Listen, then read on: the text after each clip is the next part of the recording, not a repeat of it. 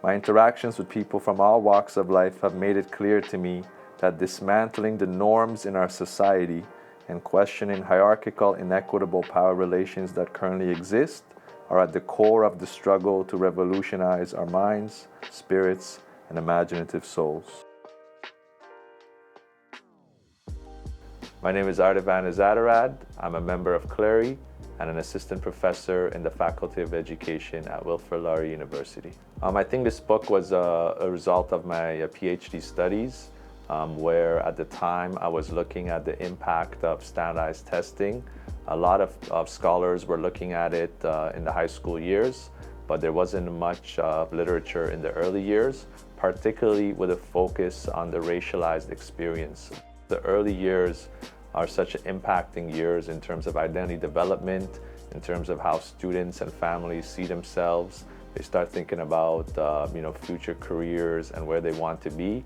And we see from a systemic lens, practices such as standardized testing intersect with things like streaming, with how students are treated, how comments are made about them on the report cards. And all this really starts setting the tone for the trajectory and the access to opportunities and programs students and families have as they go on to middle school and high school.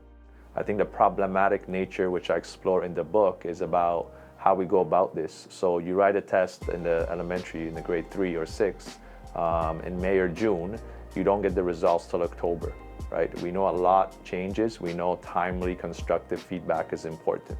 And so if we try to fit everybody into this box, that by end of this grade and by end of this year, you need to be here, I think it really oppresses many lived experiences and many ways of being. And we have to do better than that. The policymakers need to recognize what is happening in our schools. Administrators need to be available and accessible to the teachers.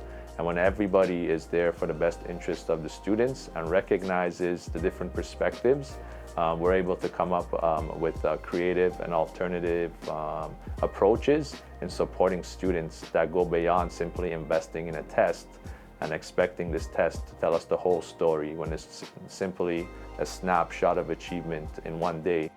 Education is about growth, expanding your mind, and really, in our time and age, I think more so centering equity and social justice to make sure everybody is doing well, because we know historically education has reproduced social class. So those who start good, going through the school system, they're going to continue to stay there, and those who are disadvantaged likely will be disadvantaged. So we want to disrupt that pattern and that intergenerational poverty and trauma that is embedded in the processes involved.